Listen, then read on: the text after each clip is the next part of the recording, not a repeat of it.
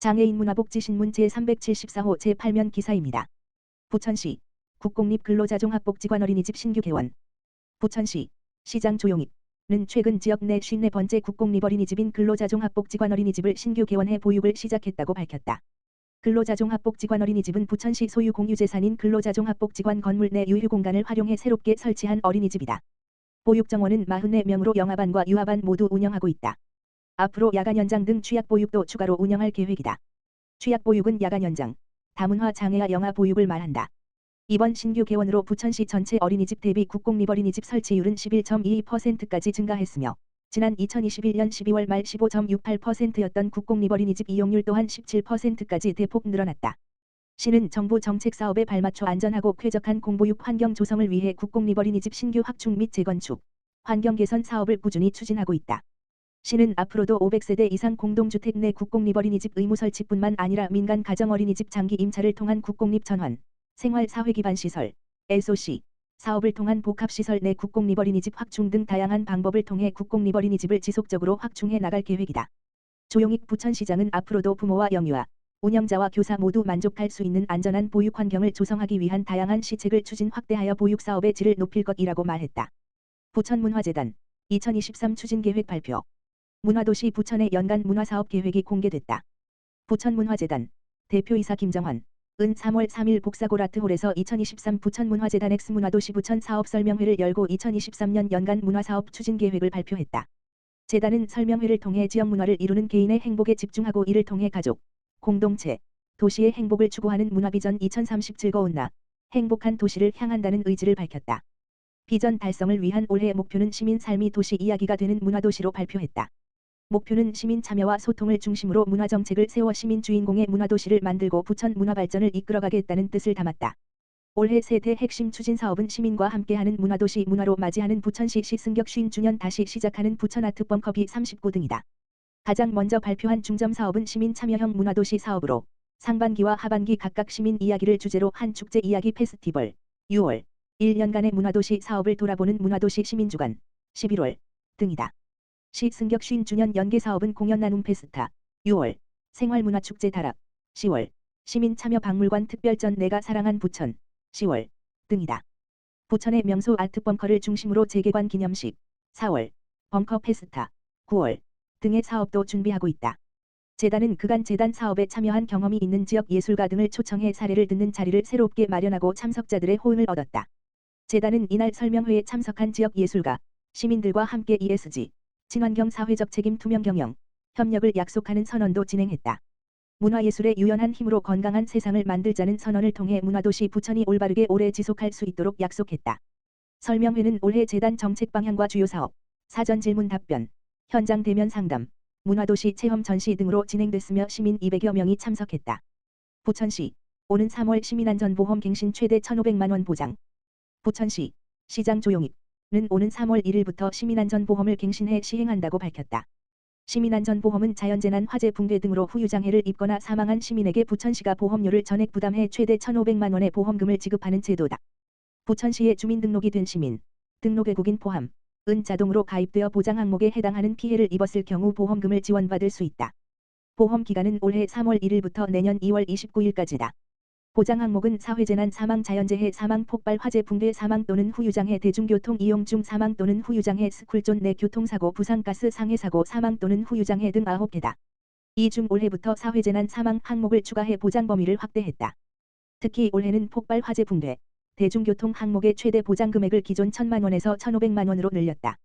올해 추가된 사회재난 사망을 포함하여 그 외 항목의 보장 금액은 최대 1,000만 원이다. 보험금 청구는 청구 사유 발생 시 피해자 또는 법정 상속인이 구비 서류 등을 갖춰 보험기관, 한국지방재정공제회에 사고 발생일로부터 3년 이내에 청구하면 된다. 자세한 사항은 한국지방재정공제회 청구센터 1577-5939를 통해 안내받을 수 있다. 조용익 부천시장은 지난 3년간의 운영 성과를 분석해 보장 금액을 상향하는 등 개선책을 마련했다며 예상치 못한 사고 등으로 피해를 본 시민에게 경제적 도움을 줄 수 있도록 다양한 시책을 추진하겠다고 말했다. 시민이 안전한 시흥 만들기, 현장 점검으로 시작. 시흥시, 시장 임병택은 올해 3월부터 10월까지 중대재해처벌법에 따른 중대시민재해 대상 시설에 대한 현장 점검을 실시해 시민이 안전한 시흥 구축에 나선다. 중대재해처벌법에서는 원료 제조물 관련 시설 및 공중이용시설, 공중교통시설을 이용하는 시민들의 안전을 위해 중대시민재해 분야 대상 시설에 대한 안전보건관리 체계를 구축하도록 규정하고 있다. 이번 현장 점검은 안전보건관리 체계 구축의 일환으로 진행되며 시흥시 안전관리자문단 등 민간 전문가와 협력해 시에서 관리하는 건축물 40개소와 교량, 터널 등 10개소를 점검하는 데 집중한다. 점검 시 현장에서 수리 가능한 사항은 즉각 조치하고 위험시설은 보수 보강 조치를 진행해 시민이 안전하게 공중이용시설을 이용할 수 있게 할 계획이다. 임병택 시흥시장은 담당 공무원들과 민간 전문가들이 실제 현장에서 안전상의 문제점 유무를 확인하고 조치하는 체계적인 현장 점검을 통해 시민들의 생명과 재산을 보호하고 안전을 확보하는 데 만전을 기하겠다고 밝혔다.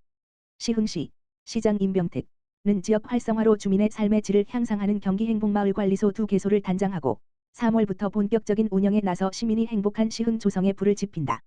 경기행복마을관리소는 공공서비스 기반이 부족한 원도심 등 주거 취약지역의 생활 밀착형 공공서비스를 제공하는 동시에 마을 주민을 위한 공공일자리를 창출하는 마을관리소다. 행복마을 지킴이와 사무원이 온종일 수시로 주민들의 생활 불편 해소와 생활 편의 제공을 위해 주민들의 손과 발이 되고 있다.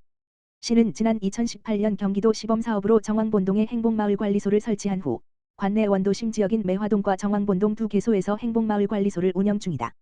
두 원도심을 살펴보면 벼농사 기반의 도농복합지역인 매화동은 거주민들의 연령대가 비교적 높은 데다 다세대 주택이 밀집돼 있어 주차시설 및 도시기반 시설이 취약한 편이고 원룸 밀집지역인 정왕본동은 외국인들이 다수 거주하며 연간 유동인구가 높아 다른 지역과 달리 청소, 주차, 치안, 복지 문제 등에 취약한 데다 복지 대상자도 많은 편이다. 원도심의 고질적인 문제 해결에 집중한 시는 북부, 남부 행복마을관리소를 매화동, 정왕본동에 각각 설치해 지속적인 운영을 펼치며 주민들의 일상 속으로 스며들고 있다. 특히 지난해 행복마을관리소는 지역적 특성을 반영한 클린박스 정비 및 모니터링 46건 걷고 싶은 거리 화단 환경 정비 59건 시흥천 산책로 정비 78건 취약계층 간단 집수리 206번지건 경로당 대상 프로그램 진행 30건 등 지역 맞춤형 사업을 추진해 주민행복 증진에 심혈을 기울였다. 올해도 행복마을관리소의 아름다운 활약이 이어진다.